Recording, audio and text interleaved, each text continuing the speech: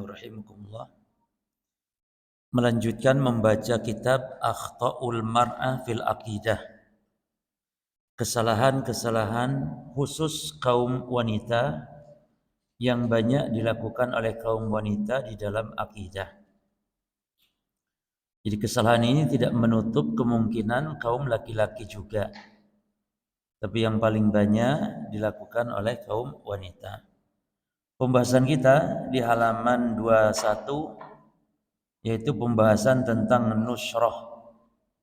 Apa hukumnya nusrah? Nusrah yaitu halus sihri anil mashur. Nusrah artinya melepas sihir. Kayaknya sudah ini ya ibu-ibu. Ada yang tahu halaman berapa?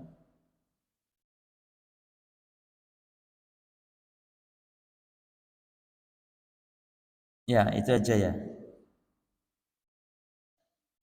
Ya. Baik, enggak apa-apa, wes. Jadi nusrah itu artinya melepas sihir dari orang yang terkena sihir.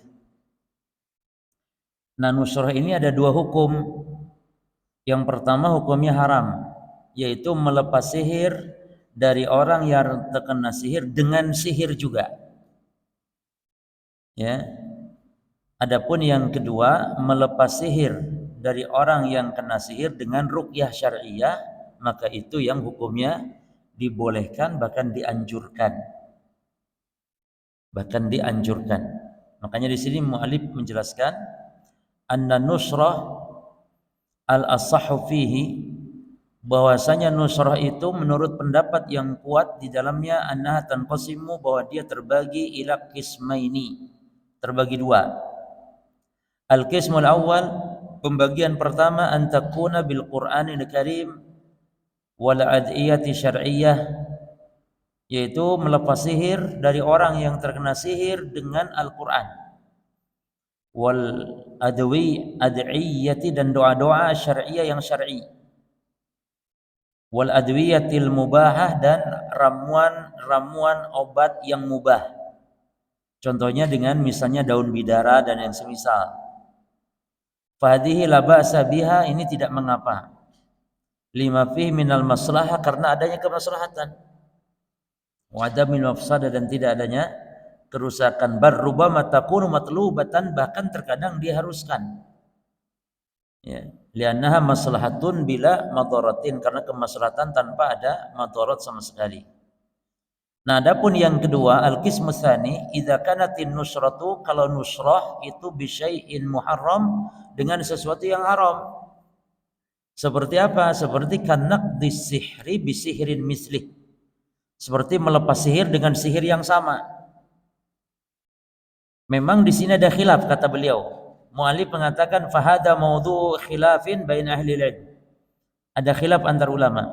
Tapi tolong diperhatikan, yang ulama khilaf dan ada membolehkan melepas sihir dengan sihir itu adalah kalau sihir yang sifatnya sebagai penyakit pada seseorang untuk dilepas penyakitnya. Bukan sihir mengguna-guna orang, mencelakai orang, bukan. Tapi sekedar untuk berobat melepas kemudaratan yang ada pada orang tersebut. Misalnya ada orang kena sihir, sakit, tidak sembuh-sembuh. Nah, itu yang dimaksud, ada ulama yang membolehkan. Namun nanti pendapat yang benar tetap tidak boleh. Karena bagaimanapun berarti kan melepas sihir dengan sihir yang sama, jatuh kepada perbuatan sihir, dan sihir ini perbuatan kekufuran. Oleh karenanya ulama yang membolehkan sihir itu syaratnya ketat. Syaratnya ketat. Di antara syaratnya tidak boleh ada unsur mengandung amalan-amalan syirik. Seperti menyembelih untuk selain Allah. Ini jarang lolos syarat ini. Mesti namanya sihir, ada apa biasanya kalau sihir? Mesti ada penyembelihan untuk selain Allah. Minimal kalau sihir itu kan ada syarat-syarat, minta ayam hitam, yang hitam semua, nggak ada putihnya sama sekali. Ya. Dan juga mudaratnya dari sisi nanti akan ada keyakinan khususnya orang awam kecenderungan bolehnya sihir. Ini bahaya nanti. Ya. Cuman kita baca faminal ulama, maka di antara ulama man ajazahu, ada yang membolehkan Lidarurati, karena sebab darurat. Artinya kalau darurat, ada orang kena sihir susah sekali sembuh, ya, ingin sembuh dia karena memudaratkan dia saat kena sihir, maka boleh. Wa minhum, dan diantara ulama, man mana'ahu, ada yang melarang. Karena Nabi bersabda tentang nusrah. Apa kata Nabi? Huwa min amali syaitan. Nusrah itu amalan perbuatan syaitan. Jadi nusrah yang disebut oleh Nabi amalan syaitan, yakni halus sihri bisihir, melepas sihir, mengurai sihir dengan sihir. Mengurai, melepas sihir dengan sihir. Ya.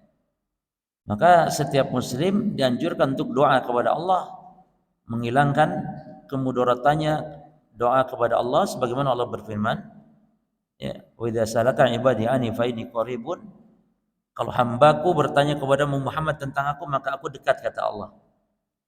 Ujibu da'watad da'i idza da'an, aku mengijabah siapapun, mengabulkan permohonan orang yang doa kepadaku, kata Allah.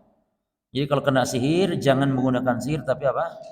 Tapi dengan berdoa kepada Allah, atau ruqyah dengan ruqyah yang syar'iyah. Nah, sekarang masuk yang kedua, pembahasan mendatangi dukun dan paranormal.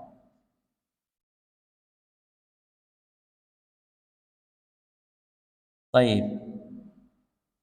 Beliau mengatakan, ad-dhahabu ilal kahanah wal arfin, di antara kesalahan kaum wanita adalah pergi ke dukun dan tukang-tukang ramal atau paranormal. Kenapa kok wanita? Ya karena memang demikian di masyarakat. Bahkan di dalam Quran saja dulu yang namanya dukun-dukun itu rata-rata dukun di zaman dahulu perempuan. Maka Al-Quran menggunakan ayat nafasat fil uqad. Nafasat itu perempuan yang niup-niup buhul-buhul. Ya. Nafasati fil uqad dalam surah Al-Alaq, ya, Iqra qul a'udzu birabbil falaq, ya, qul a'udzu birabbil falaq, terus min syarri ma khalaq, min syarri ghasikin idza waqa, min syarri nafasati fil uqad, dari keburukan nafasat, wanita-wanita yang meniup-niup fil uqad, nafasati fil uqaddi, buhul-buhul. Itu kan muannas, perempuan. Kenapa? Karena kebanyakan dukun perempuan di zaman dulu. Tapi maknanya bukan hanya perempuan, hukum berlaku bagi laki-laki. Jelas ya? Dan juga banyak para wanita yang datang ke dukun. Dulu saja waktu kasusnya Batu Siponari itu, Batu Ajaib Ponari itu, yang banyak ngantri itu ternyata ibu-ibu, emak-emak. Ngantri banyak, panjang, bahkan ada yang sampai mati. Injak-injak atau bahasa ngantri, itu emak-emak yang banyak hadir. Jadi wanita ini lemah, ya, rapuh, sehingga ada sedikit mudah sekali untuk gampang percaya ke dukun. Bahkan yang banyak ngikuti dajjal, dan dukun itu dajjal kecil, itu nanti dajjal besar di akhir zaman, banyak pengikutnya para wanita. Makanya hati-hati, wanita ini gampang terkena fitnah. Gampang dia membuat fitnah dan gampang pula terkena fitnah wanita ini. Maka yang datang ke dukun digambarkan banyak juga kaum wanita. Baik, pengertian al-kahin wala araf. Imam Al-Baghawi di dalam kitab Syarh Sunnah, beliau mengatakan al-kahin itu alladzi yukhbiru anil qawaini fil mustaqbaliz zaman. Kahin artinya, kalau bahasa kita dukun, kahin artinya, dukun artinya alladzi yukhbiru, orang yang memberitakan, anil qawain, tentang kejadian-kejadian fi mustaqbaliz zaman, waktu yang akan datang. Setiap yang mengabarkan peristiwa yang akan datang itu disebut al-kahin. Wa yadai, dan dia mengaku ma'rifatal asrar, tahu hal-hal yang sembunyi, yang rahasia. Wa mutola'ati ilmil ghaib, dan yang mencari-cari itu ilmu ghaib, ilmu tentang ilmu gaib. Jadi dukun itu mesti ngaku tahu gaib. Mengaku ya, bukan tahu gaib. Dukun nggak tahu gaib sebenarnya. Jadi dukun itu kalaupun tahu hal-hal yang sifatnya gaib, itu taunya gaib nisbi bisa. Jadi gaib itu ada dua macam ya. Pertama gaib mutlak. Gaib mutlak artinya perkara yang tidak diketahui kecuali hanya oleh Allah saja. Nah, malaikat Jibril nggak tahu, Nabi Muhammad nggak tahu, apalagi makhluk yang di bawah mereka berdua. Karena di antara malaikat yang paling agung Jibril, di antara Nabi Rasul yang paling utama Nabi Muhammad. Kalau Jibril dan Nabi Muhammad tidak tahu, maka di bawah mereka tambah nggak tahu lagi. Apa contohnya gaib mutlak? Tentang kiamat, kapan terjadi kiamat, kapan terjadi kematian. Ya. Adapun gaib yang kedua, gaib nisbi namanya. Gaib nisbi artinya perkara gaib yang sebagian makhluk tahu, sebagian yang lain tidak tahu. Contohnya barang hilang. Barang hilang itu bagi yang kehilangan barang itu gaib. Tapi bagi yang maling, yang nyolong, yang mencuri, gaib bukan? Nah, ada barang hilang dicuri orang. Bagi yang punya barang gaib tidak? Gaib barangnya di mana tidak tahu. Tapi bagi pencuri gaib bukan? Bukan, karena dia barang di dia. Nah, itu namanya gaib nisbi. Bagi yang punya barang gaib, tapi bagi pencuri tidak. Nah, jin tahu perkara-perkara gaib itu gaib nisbi seperti ini. Gitu jemaah. Karena jin itu melihat sesuatu yang kita manusia tidak lihat. Ya. Artinya kita melihat jin melihat kita, kita tidak bisa melihat jin. Jadi para dukun tahu perkara gaib itu diberitahukan oleh jin. Bisa jadi jin-jin korinnya memberitahukan, ya. Atau memang dukun yang sudah membuat perjanjian-perjanjian dengan jin, dengan syaitan tersebut, sehingga nanti syaitan memberitakan berita-berita yang di kalangan kita manusia itu hal yang tidak tahu, tapi nanti diberitahukan oleh jin, oleh syaitan tersebut. Jadi hakikatnya dukun itu tidak tahu gaib, hanya dia ngaku-ngaku. Maka di sini yadda'i, ngaku-ngaku ma'rifatal asrar wa mutala'ati ilmil ghaib. Jadi ngaku-ngaku mengetahui rahasia-rahasia dan pengetahuan tentang ilmu gaib. Wa kana fil Arab kahanatun, adalah dukun pada bangsa Arab. Yadda'una ma'rifatal umur, mereka itu mengakui tahu berbagai macam perkara-perkara. Faminhum, maka di antara mereka man kana yaz'umu anna lahu ra'isan minal jin. Ada di antara mereka yang mengaku memiliki rais, pemimpin, minal jin, dari kalangan jin, wa tabi'atun, dan memiliki para pengikut, tulki ilaihil akhbar, yang menyampaikan berbagai berita kepada para pengikutnya tersebut. Nanti oleh para pengikutnya dikabarkan kepada para dukun-dukun. Wa minhum man yadda'i annahu yastadrikul umur bi fahmin a'ti. Dan di antara mereka yang mengaku mengetahui berbagai perkara dengan pemahaman yang diberikan kepadanya. Ya, intinya dukun itu yang mengaku tahu perkara-perkara gaib, yang memberitakan hal-hal yang akan terjadi, itu dukun. Adapun araf, fahuwa yadda'i ma'rifatal umur bi muqaddimati asbab. Adapun araf adalah orang yang mengaku tahu perkara-perkara bi muqaddimati asbabin, dengan segala sebab yang menjadi pendahuluannya. Yastadilu biha ala mawaqiha, yang menunjukkan tempat-tempatnya. Contoh, kal masruqi minalladhi sariqahu, seperti barang yang dicuri, ya. Siapa? Kal masruq manilladhi, ini salah harokatnya yang betul, manilladhi, bukan minalladhi. Manilladhi, ya, siapa yang, ya, sariqahu, yang mencurinya. Wa ma'rifata makani dhalah, atau tahu tempat barang yang hilang. Jadi istilahnya araf itu tukang ramal kalau bahasa kita. Ya. Wa indama tutahhamul mar'a bizina, dan saat seorang wanita dituduh berzina, fayaqulu man sahibuha, ya, siapakah pelaku yang menzinai perempuan ini, wa nahwu dzalik, dan yang semisal dengan itu dari hal-hal. Maka ini namanya apa? Araf. Jadi araf itu tukang ramal, diramal. Wa minhum man yusammi al-munajjim kahinan. Di antara para ulama ada yang menamakan munajjim, ahli nujum itu juga dukun, kahin. Ya. Jadi ada beberapa istilah para jemaah. Yang pertama ada istilah kahin. Ada istilah lagi munajjim. Ada lagi istilah romal. Ada lagi istilah araf.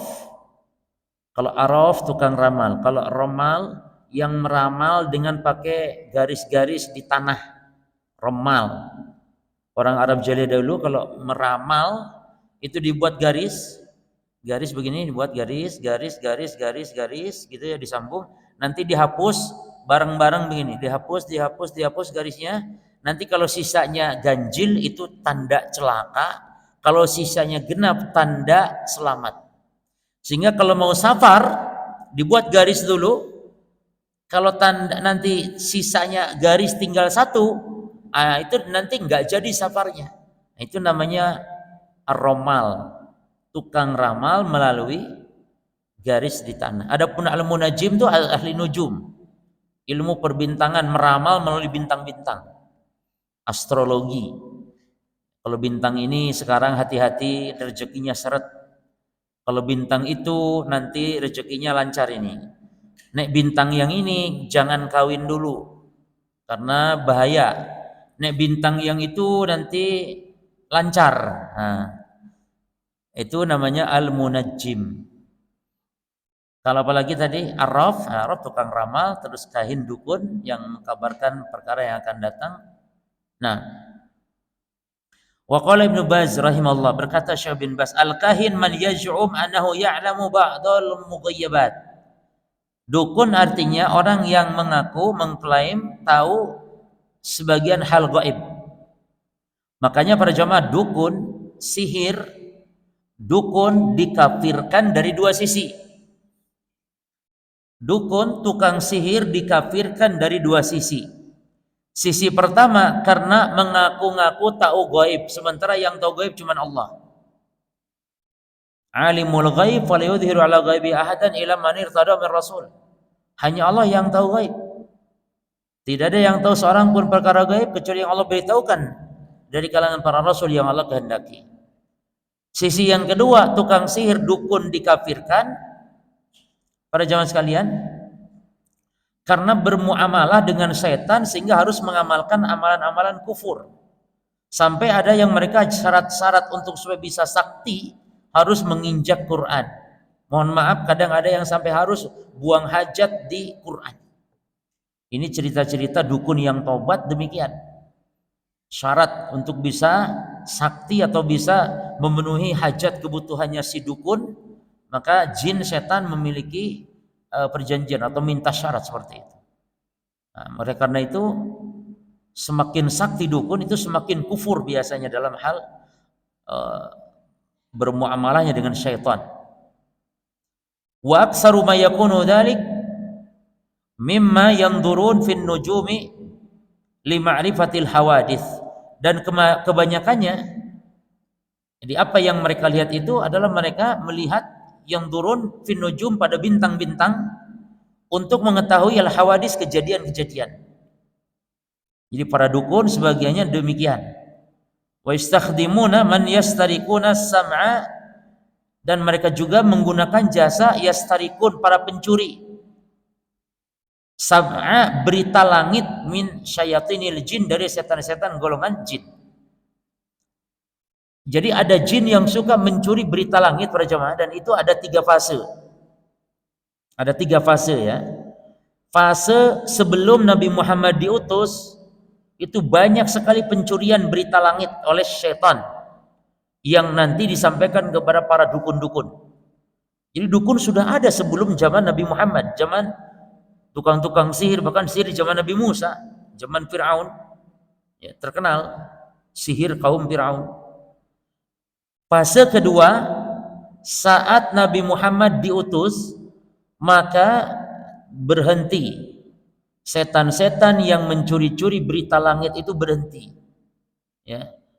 Karena demi menjaga wahyu Allah kepada Nabi Muhammad sallallahu alaihi wasallam. Ini menunjukkan kekhususan Nabi Muhammad, kekhususan wahyu Al-Qur'an ini. Jadi kalau dulu zaman nabi-nabi dulu wahyu turun, tapi pencurian berita langit tetap berlaku, ada terus. Tapi sejak Nabi Muhammad diutus oleh Allah, pencurian berita langit terhenti. Ini fase kedua. Adapun fase yang ketiga, setelah Nabi Muhammad wafat, yaitu sekarang, zaman kita sekarang ini. Bagaimana pencurian berita langit?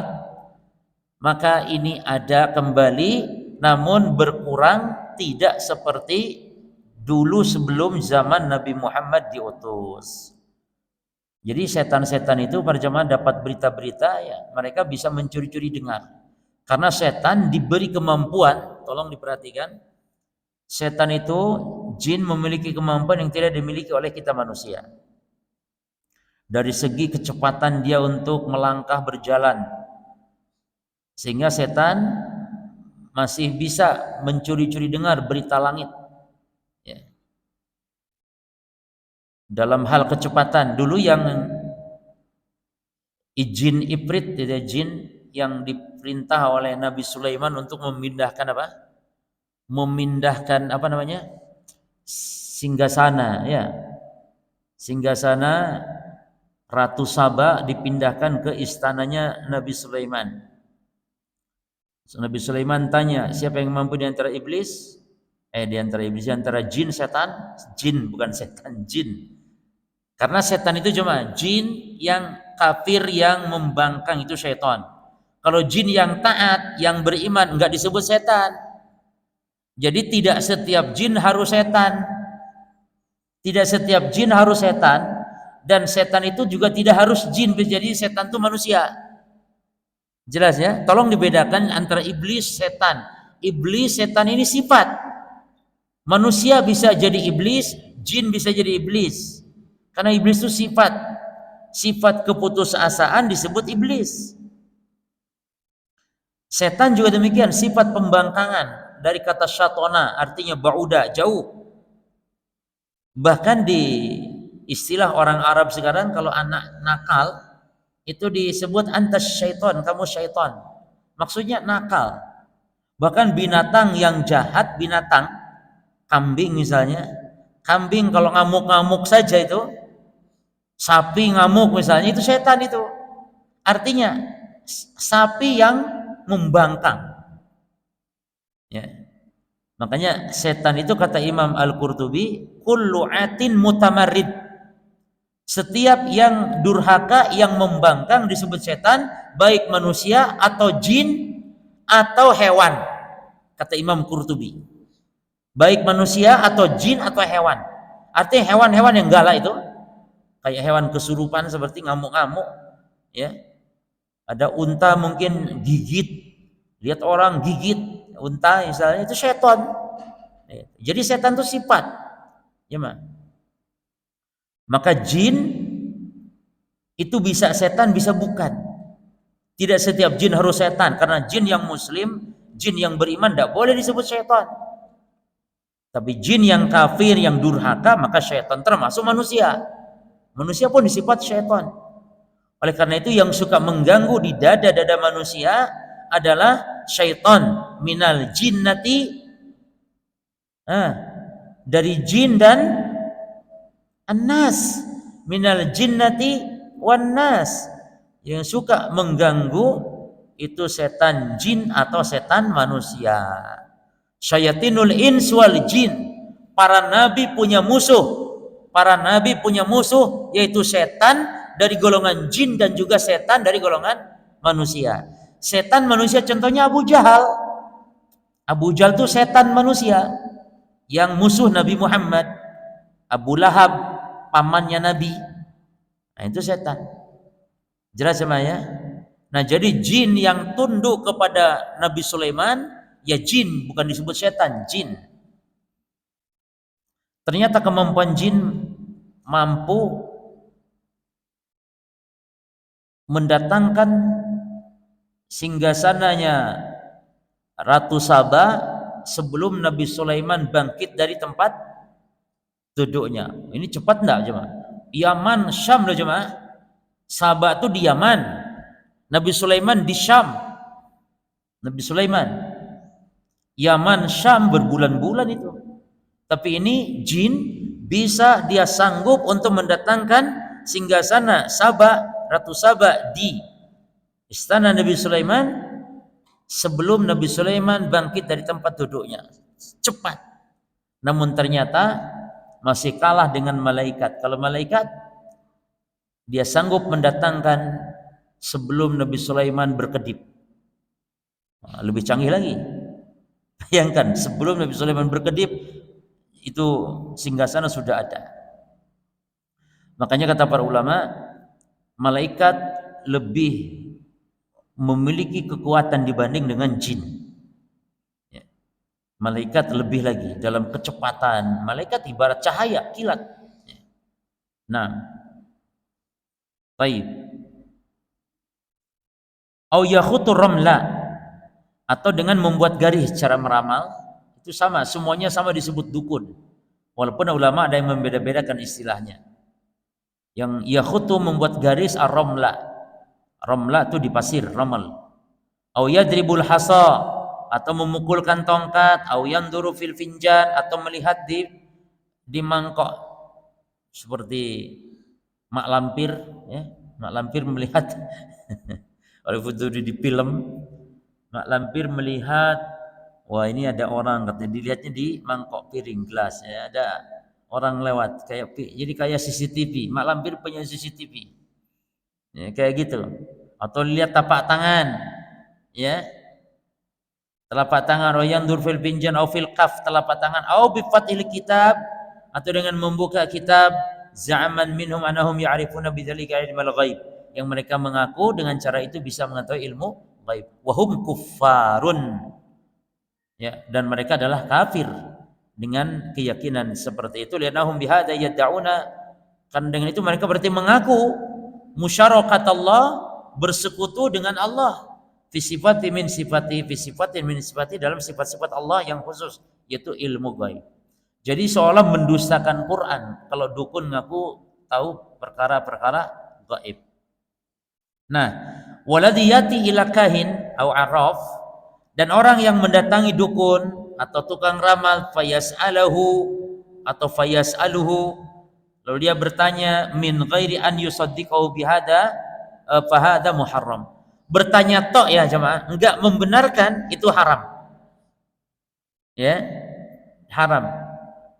Wa uqubatu dzalik alla tuqbalu lahu salatun arba'ina yauman, dan hukumannya salatnya 40 hari tidak diterima. Artinya kalau salat dia tidak diberi pahala, tapi tetap wajib salat. Jadi tidak boleh karena tidak diterima akhirnya nggak usah salat sekalian. Tambah dosa kalau tidak salat. Jadi yang datang ke dukun bertobat tetap sholat, cuman dihukum sholatnya enggak diberi pahala selama berapa? 40 hari. Nanti setelah 40 normal lagi. Subhanallah ya jemaah. Ini bahayanya demikian mendatangi dukun. Ini kalau tidak membenarkan. Nah kalau membenarkan bagaimana? Kalau membenarkan hukumnya kafir. Kalau membenarkan, man ata'arafan fasadaqa bima yaqul faqad kafar bima unzila ala Muhammad. Siapa yang mendatangi dukun dan membenarkan, maka kufur kepada yang diturunkan Nabi Muhammad, itu kufur kepada Al-Quran. Cuma datang ke dukun ini para jemaah dirinci tentang yang ditanyakannya gaib apa dulu. Jadi dirinci orang yang datang ke dukun itu perinciannya begini. Yang pertama, datang ke dukun, bertanya ke dukun tentang gaib mutlak. Gaib mutlak. Yang ditanyakan gaib mutlak, maka hukumnya kafir, keluar dari Islam, batal syahadatnya. Yang ditanyakan gaib mutlak, kapan kiamat, kapan mati, atau hal-hal gaib yang tidak diketahui kecuali hanya oleh Allah. Yang kedua, datang ke dukun bertanya tentang gaib nisbi. motornya hilang misalnya, tapi dia meyakini dukun tahu gaib, maka sama dengan yang pertama, hukumnya juga kufur. Walaupun yang ditanyakan gaib nisbi. Jadi tanya ke dukun, motornya hilang, lalu dia yakin kalau dukun tahu gaib. Dari mana segi kufurnya bertanyanya dan meyakini dukun tahu gaibnya? Yang ketiga, datang ke dukun bertanya tentang gaib nisbi, namun dia tidak meyakini dukun tahu gaib. Dia tidak meyakini itu. Dukun tidak tahu gaib. Tapi dia meyakini bahwa dukun diberitahu sama jin. Dan yang dia tanyakan bukan gaib mutlak tapi gaib nisbi. Maka orang seperti ini, para jamaah sekalian, dua hukuman. Hukuman pertama dihukumi kufur namun tidak sampai kufur besar. Yang kedua, sholatnya tidak diterima selama 40 hari 40 malam. Inilah yang disebut oleh Syekh di sini, yang datang ke dukun seperti ini hukumnya haram. Jadi tidak sampai keluar dari Islam. Tanya motor hilang. Itu gaibnya gaib apa motor hilang? Nisbi atau gaib mutlak? Nisbi. Motor hilang tuh gaib nisbi. Dan dia tidak meyakini dukun tahu gaib, maka ini tidak sampai kufur. Tapi jangan dianggap remeh para jemaah. Bayangkan sholat nggak diterima, nggak diberi pahala selama 40 hari 40 malam. Ini menunjukkan bukan amalan-amalan dosa yang ringan, bahkan mendatangi dukun ini termasuk diantara kekufuran, walaupun ada yang besar ada yang kecil kufurnya. Ya. Nah,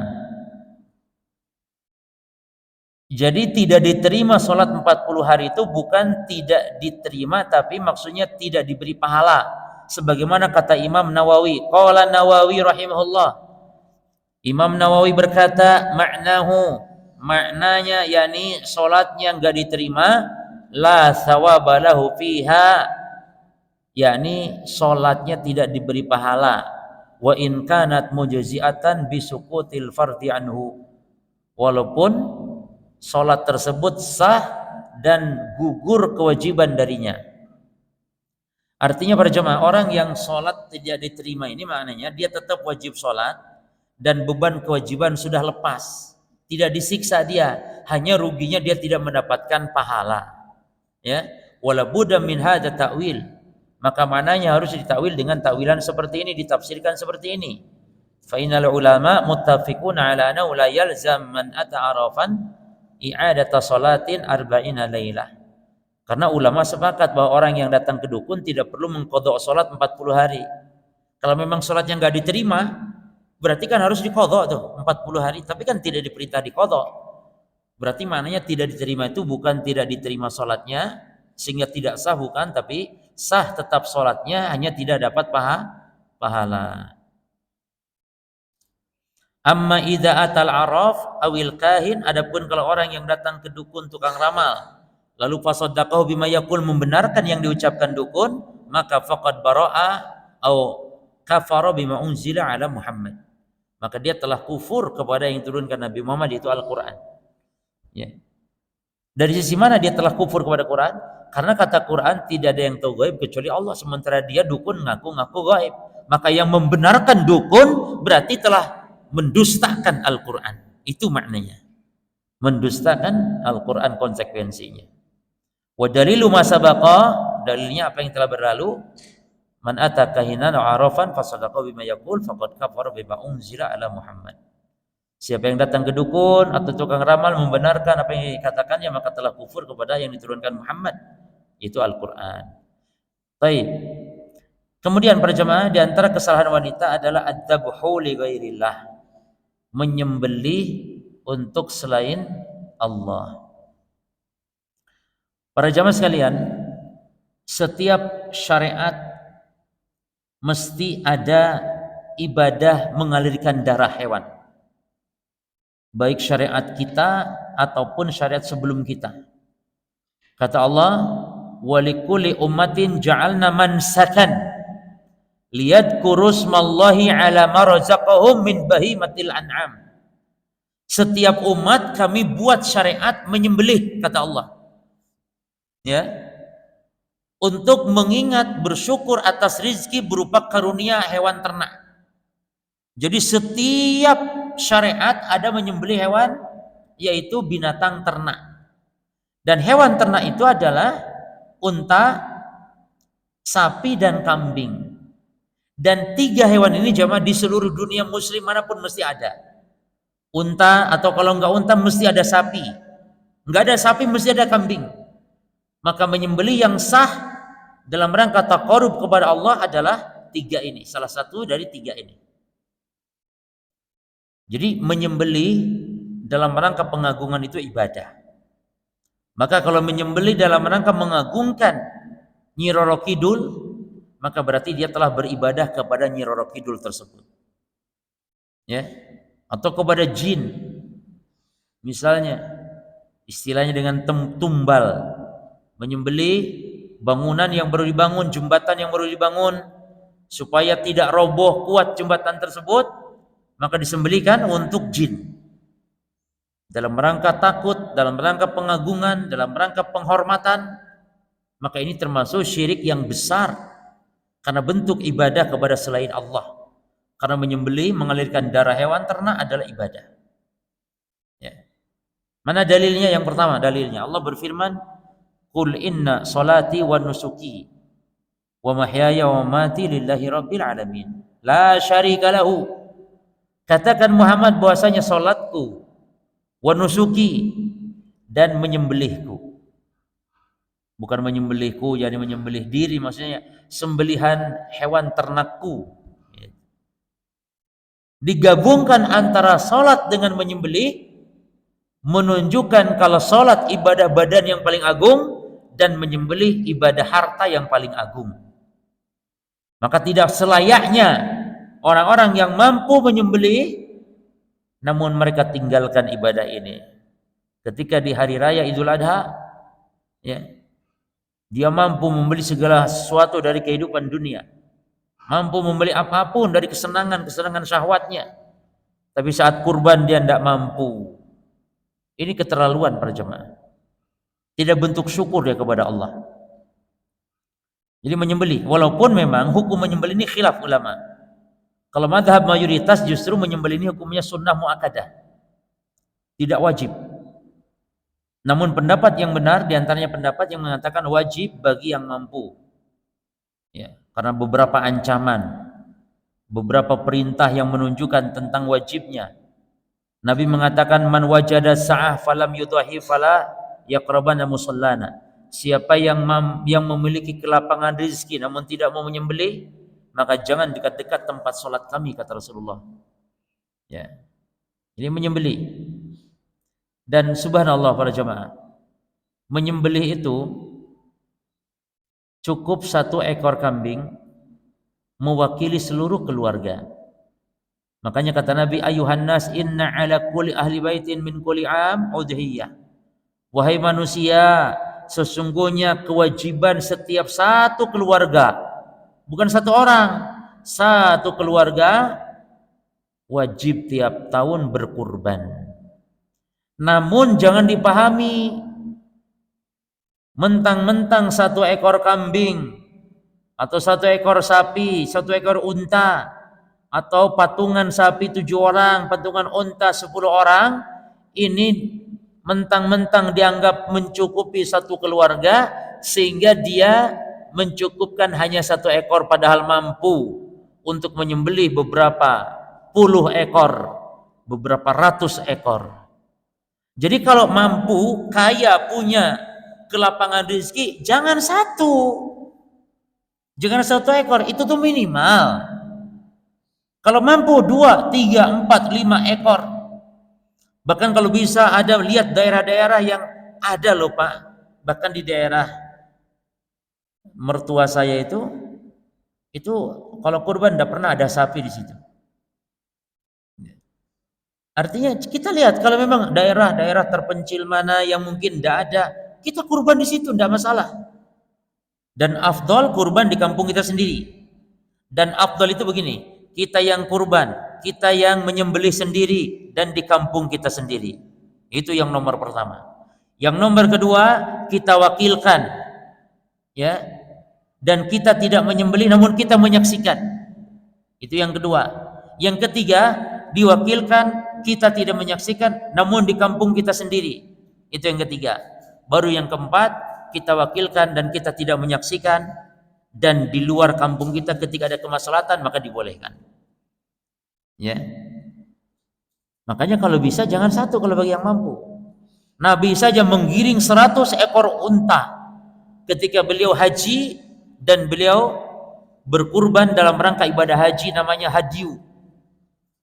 Jadi hewan yang disembelih dalam rangka hajian, ya, dan disembelihnya sama, tanggalnya sama, tanggal 10 sama, Zulhijjah.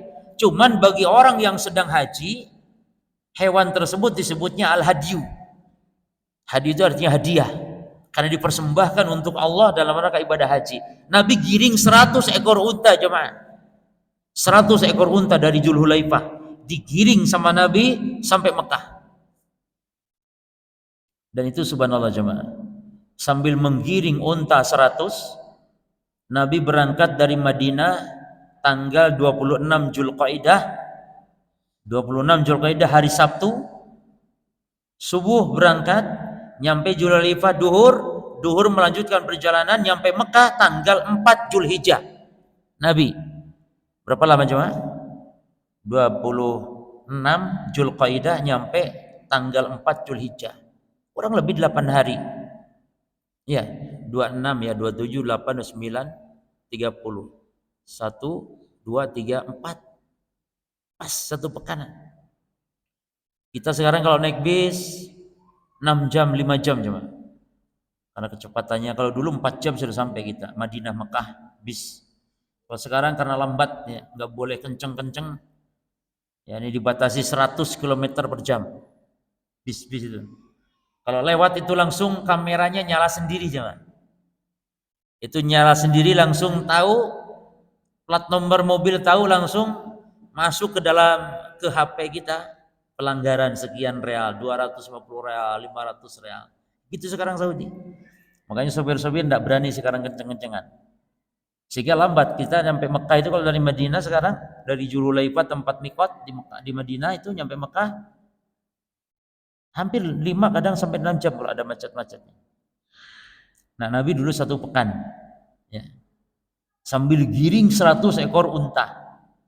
Nah, jadi menyembelih adalah ibadah, dan ibadah yang paling agung dari jenis ibadah-ibadah harta ya. Dan menyembelih hanya 3 jenis: unta, sapi, termasuk kerbau, boleh kerbau karena bagian dari sapi, dan kambing. Baik. Jadi nusuk artinya ada 2 arti nusuk itu ya. Atau ada 3 arti. Nusuk artinya ibadah secara umum, yang kedua menyembelih secara khusus, atau yang ketiga nusuk artinya manasik, umroh atau haji secara khusus. Nah,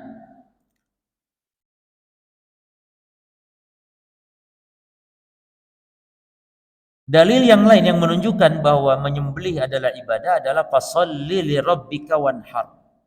Salatlah untuk Rabbmu dan menyembelihlah kurban. Ya. Maka digandingkan selalu salat dan menyembelih, salat dan menyembelih. Ya.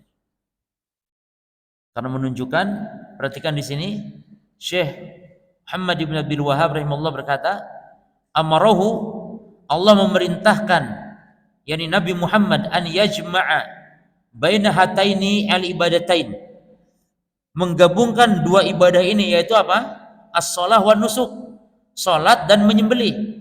Ad-dallatani, keduanya menunjukkan alal qurbi, menunjukkan akan al-qurbi, kedekatan, wa tawadu' dan ketawaduan, wal ibtikar dan kebutuhan, wa husni dzan dan berbaiknya sangka, wa quwwatil yakin dan kekuatan keyakinan, wa jalul ibadat al-badaniyah as-shalah, dan ibadah badan yang paling agung, paling mulia adalah salat.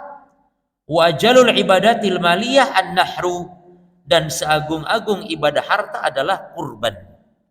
Nah, karena digandengkan tadi. Jadi salat ini tolong, khususnya para ummahat di rumah, tolong dijaga salat ini. Ya. Jangan mentang-mentang salatnya di rumah, diakhir-akhirkan. Kecuali yang memang dianjurkan untuk diakhirkan, yaitu waktu sholat isya. Jadi para ibu-ibu di rumah kalau mampu sholat isya itu afdol diakhirkan, itu yang afdol. Tapi bagi bapak-bapak yang di masjid jangan mengakhirkan, tapi berjamaah di masjid itu wajib. Berjamaah di masjid wajib, sementara mengakhirkan sholat isya itu sunnah.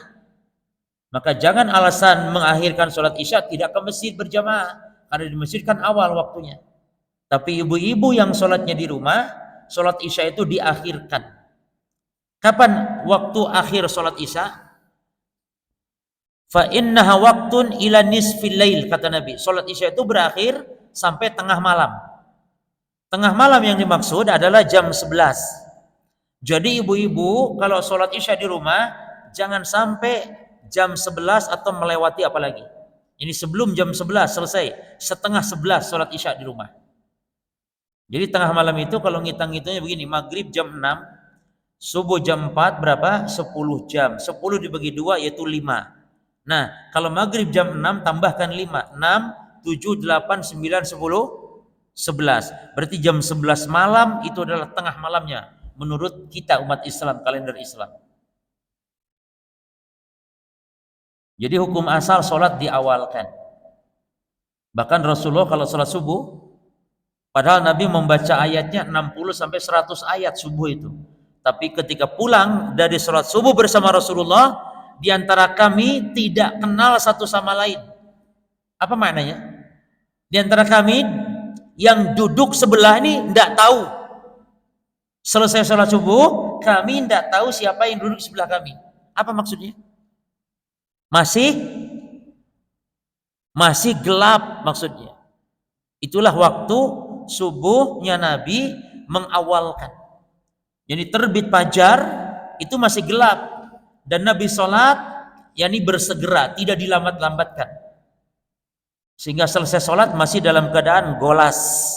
Golas itu pekatnya malam, artinya masih gelap. Sampai-sampai sahabat tidak tahu siapa yang duduk di sebelahnya karena masih gelap. Di zaman dulu demikian, atau zaman enggak seperti sekarang listrik, masya Allah. Malam kayak siang istilahnya. Dulu sholat gelap, hanya mungkin ala kadar penerangan saja. Ya. Baik. Fa adzabhu li ghairillahi haramun. Lihat di halaman 32, menyembelih untuk selain Allah hukumnya haram. Allah Ta'ala berfirman, hurimat alaikumul maitatu wa damu wa lahmul khinzir wa ma uhilla li ghairillahi bihi. Diharamkan atas kalian bangkai, darah, daging babi dan setiap yang disembelih untuk selain Allah. Ya. Jadi sembelihan-sembelihan untuk berhala hukumnya haram. Sembelihan untuk Nyi Roro Kidul haram dimakan. Sembelihan untuk jin haram dimakan. Tapi kalau bukan sembelihan, jemaah, kalau cuman pisang, kan banyak pisang untuk sesajen, untuk jin, itu pisang boleh dimakan kalau tidak menimbulkan fitnah. Yang tidak boleh itu cuman sembelihannya saja. Rasul dulu pernah memanfaatkan harta, uang yang dipersembahkan oleh orang-orang musyrikin Quraisy dulu untuk berhala yang ada dalam Ka'bah. Jadi Ka'bah itu dulu ada lubangnya, setiap orang mempersembahkan dimasukkan ke lubangnya itu. Sehingga di dalam Ka'bah itu numpuk barang-barang berharga. Ada tombak, ada pedang, ada emas, cangkir emas, uang, ya, dinar, dirham dimasukkan di situ. Persis kuburan zaman sekarang, ada kuburan yang isinya duit cuma. Karena merasa melempar-lemparkan uang di situ nanti ngalap berkah. Yang enak kuncennya kuburan itu cuma. Panen dia tiap pekan, tiap malam Jumat diambilkan. Orang naura-naura di situ. Sama dulu orang-orang jahiliyah dulu, Ka'bah itu penuh. Nah, Nabi memanfaatkan ketika penaklukan kota Mekah, oleh Nabi dibersihkan berhala semua, itu uang itu dimanfaatkan. Di antaranya salah satu untuk membayar utang-utang para sahabat saat itu. Sehingga kata para ulama, di antara Syekh bin Baz membolehkan makan yakni yang dipersembahkan untuk berhala selama bukan sembelihan. Jelas ya? Maka insya Allah memang ada khilaf ulama, cuman insya Allah kalau ada orang ngirim makanan bid'ah, acara-acara kebid'ahan, ya itu tidak apa-apa, diambil dimakan. Bahkan kalau ditolak nanti dia akan marah tersinggung, tidak apa-apa. Jangan diambil lalu dibuang, nggak boleh. Membuang makanan tidak boleh. Kenapa diambil kalau mau dibuang? Jadi dimakan boleh. Yang tidak boleh itu sembelihannya. Ya kan biasanya suka memberikan sesajen apa jemaah, ya pisang, kopi hitam, apalagi telur ayam, apalagi cerutu, gudang garam, rokok. Karena jinnya doyan rokok jinnya. Ya. Nah kita jemaah ya kalau menjual barang sama orang yang kita tahu orang itu mau digunakan untuk sesajen kayak gitu, itu hukumnya haram. Jenengan jual pisang, ya ada orang beli pisang ke jenengan, jenengan jual pisang, jenengan tidak tahu ternyata pisang untuk sesajen, maka jenengan halal tidak jualnya? Halal karena nggak tahu, tapi kalau tahu nggak boleh. Makanya disebut dalam kaidah kullu al-bai', setiap jual beli yang yatadamanat, yang terkandung di dalamnya keharaman atau menuju kepada keharaman, maka jual belinya haram, tidak boleh. Maka sering saya contohkan kalau ada orang yang menjual tali atau pisau, hukum asalnya kan halal. Tapi ketika ada orang beli tali atau pisau untuk bunuh diri misalnya, maka menjualnya menjadi haram, termasuk kerjasama dalam dosa. Makanya kita kalau jualan tuh jangan banyak tanya. Jangan banyak tanya. Ada orang beli pisang satu tandan, sudah jual saja.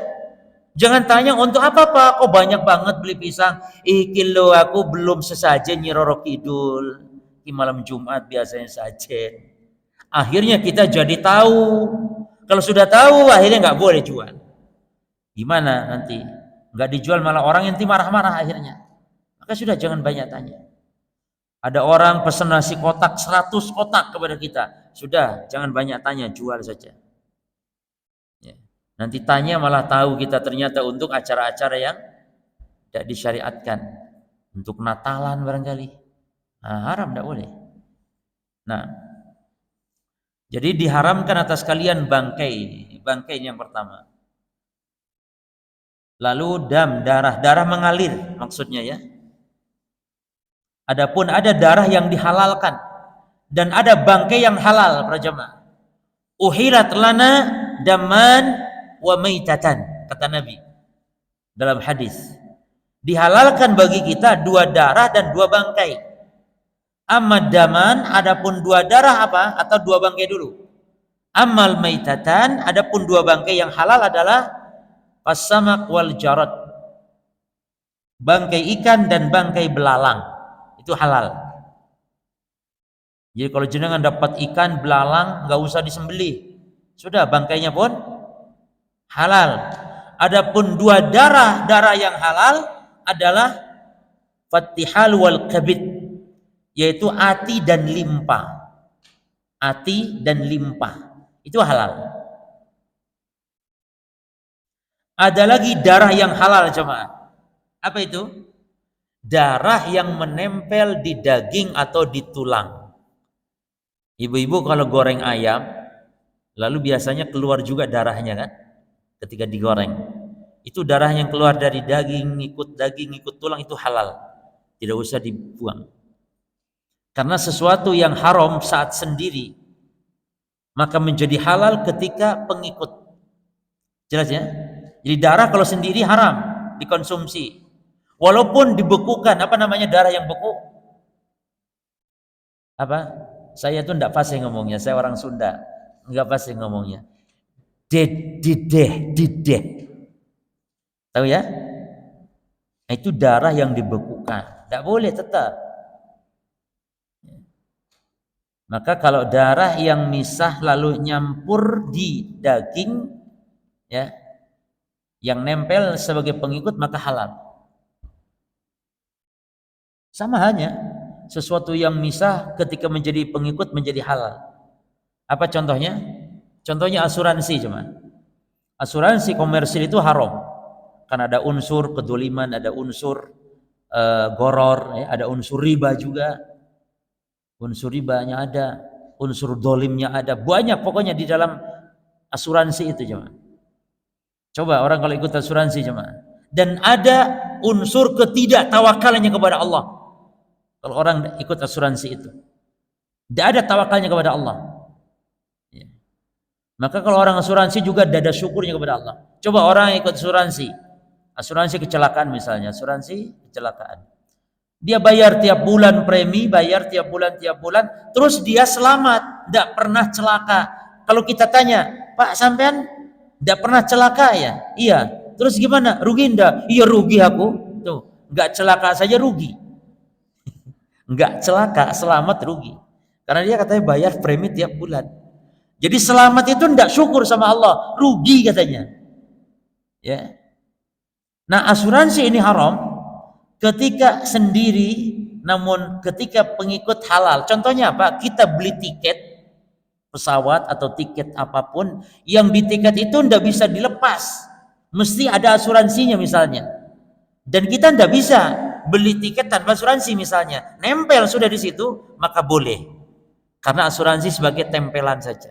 Maka sesuatu yang haram saat sendiri, ketika nempel menjadi halal. Kaidahnya adalah mala yajuzu istiqlalan yajuzu taba'an. Setiap yang tidak boleh saat istiqlal, saat menyendiri, maka menjadi boleh saat menjadi pengikut. Contohnya janin. Janin hewan, ya, anaknya hewan yang dalam perut itu kan tidak boleh dijual belikan karena goror. Tidak boleh dijual belikan. Misalnya ada orang jual janinnya kambing berapa? 500.000. Nggak boleh. Karena janin ini goror, nggak jelas hidup tak mati, ya kan, sehat atau tidak, nggak jelas berapa ukurannya, nggak jelas, nggak boleh, hukumnya haram jual beli janin. Tapi kalau janinnya melok boleh. Kambing yang ada janinnya kan, harganya lebih mahal janinnya 500.000. Jadi kambingnya menjadi 1,5 juta. Karena ada janin dihargai 500.000 janinnya. Kalau kambing dah hamil 1 juta saja. Karena ada janinnya 500.000. Maka jual beli seperti ini boleh. Lah katanya janin nggak boleh karena pengikut. Kita kan beli induknya, janinnya melok boleh. Kita beli tiket asuransinya ngikut boleh. Sesuatu sebagai pengikut tuh boleh. Makan ulat, jemaah, hukumnya haram. Ulat dimakan haram. Tapi makan apel ada, makan apel ada ulatnya, dimakan saulat-ulatnya, boleh tidak? Boleh nek mau. Yang tidak boleh itu makan ulat, nggak boleh. Tapi makan apel ada ulatnya. Membunuh semut nggak boleh. Membunuh semut nggak boleh. Tapi jenengan bakar jerami. Apa jerami itu? Tahu jenengan jerami? Alah padi kering atau bakar sampah wes. Ibu-ibu nyapu bakar sampah. Lalu di situ ada semutnya. Boleh tidak? Boleh tidak jemaah? Ya boleh, salah sendiri semutnya nang kono. Kan kita ndak bakar semut. Kita bakar sampah. Semut melok, salahnya semut. Karena pengikut. Ya jemaah. Nah, jadi darah, ya bangkai, darah, lahmul khinzir, daging babi. Oh berarti yang haram cuma dagingnya? Tidak. Disebut daging karena kebanyakan dikonsumsi oleh manusia, dimanfaatkan manusia adalah dagingnya. Tapi bukan berarti bulunya halal, tulangnya halal, bukan. Tetap semuanya babi, mau tulangnya, kukunya, apapun saja, kulitnya semuanya babi haram. Ini yang ketiga. Yang keempat, wa mauhila li ghairillahi bihi, dan setiap yang disembelih untuk selain Allah, ya. Baik.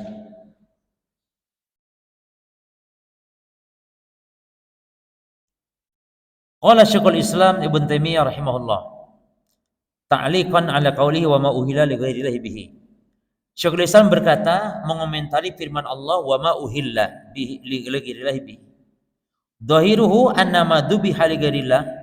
Dohirnya ayat bahwa yang disembelih setiap sembelih selain Allah itu, yang setiap disembelih untuk selain Allah itu, mislu an yaqul, seperti ucapan seseorang misalnya hadhihi dzabihatu likada wa idza kana hadha huwal maqsud fasawa'un lafadha bihi aw lam yalfad fa huwa mimma ahalla li ghairillahi bihi. Jadi kalau ada orang mengatakan begini, hadhihi dzabihah, sembelihan ini, ya, sembelihan ini gitu,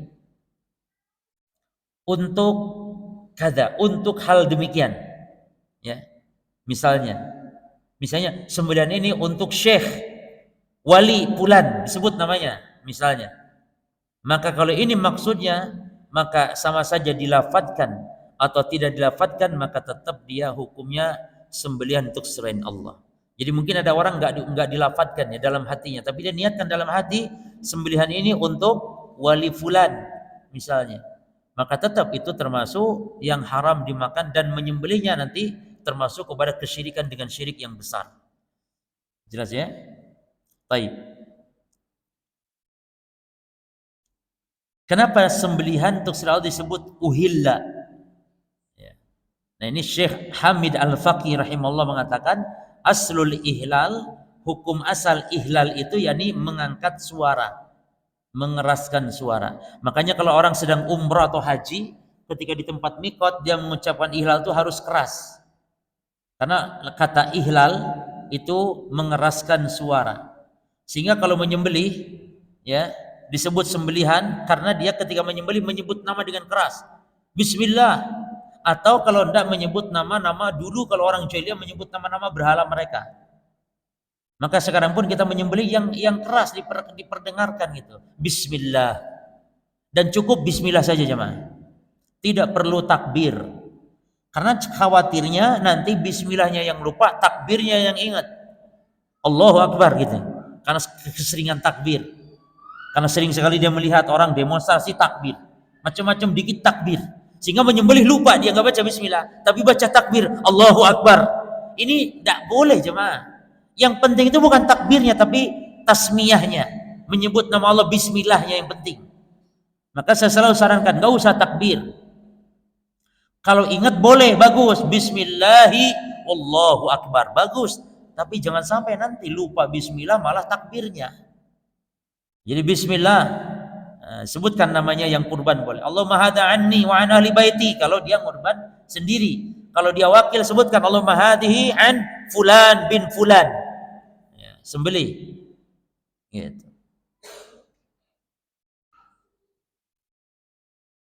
Dan dianjurkan pada jamaahnya kalau kurban itu dianjurkan makan dagingnya. Makanya kalau bisa tuh ditungguin, Pak. Kurban tuh tungguin. Ini hewan kurban kita, ya toh, ditunggu, apalagi kita yang sembelih misalnya. Atau kalau enggak kita enggak mampu menyembelih.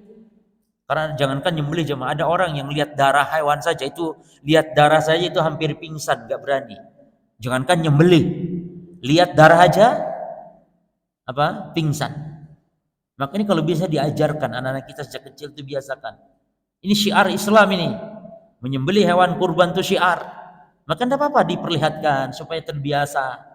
Ada orang sampai sudah tua, lihat darah itu, jangankan nyembelih sendiri gitu, lihat darah aja takut. Makanya sahabat Abu Musa al-Asy'ari memerintahkan para wanita, putri-putri beliau berkurban untuk nyembelih sendiri. Wanita. Coba ada nggak wanita di kita berani nyembelih sendiri? Itu sunnah. Jadi wanita berkurban. Jadi wanita juga boleh kurban jemaah. Jadi kurban tuh boleh begini. Ibu punya harta sendiri. Suami sudah berkurban, alhamdulillah. Suami berkurban, ibu sudah mendapat pahala termasuk dari kurbannya suami. Tapi ibu ingin kurban lagi boleh tidak? Al-jawab boleh. Karena kurbannya istri kita ini nanti pahalanya untuk kerabat-kerabat dia, ibu bapaknya dia. Itu loh. Karena kalau suami yang berkurban, pahalanya nggak sampai kepada mertuanya. Karena mertuanya itu orang lain. Jadi suami itu kurban, pahalanya hanya untuk istrinya, anak-anaknya, orang tuanya suami, kerabat-kerabat suami saja. Adapun kerabat istri tidak melo. Makanya kerabat istri ya lain lagi. Maka kalau istri mau berkurban silahkan. Dan ketika istri berkurban nyembelih sendiri itu malah afdal juga kalau berani. Ya. Maka saksikan, lalu daging kita nih kita minta jatahnya dan boleh. Dan panitia juga jangan marah. Panitia kurban itu kan pewakil yang kurban. Kalau sahibul kurban minta jatah daging ya kasih, jangan marah. Cuman ya juga yang minta jangan keterlaluan. Nah, kurban patungan sapi 7 minta daging separuh sapi misalnya. Habis. Ya boleh makan secukupnya, ya nggak ada aturan berapa kilonya ndak, tapi silakan meminta secukupnya.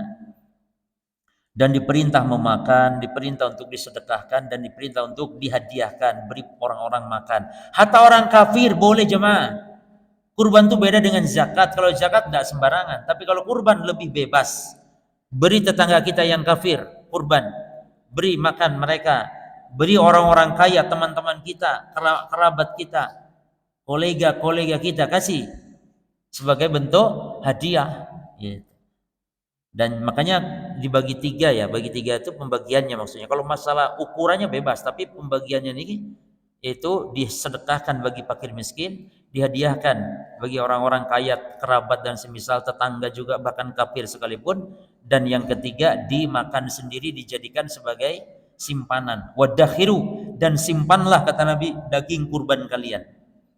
Jadi boleh nyimpan beberapa hari. Ya. Nah, tapi saya kira cukup. Monggo kalau ada yang bertanya, lanjut dengan soal jawab. Ibu-ibu silakan kalau ada mic-nya.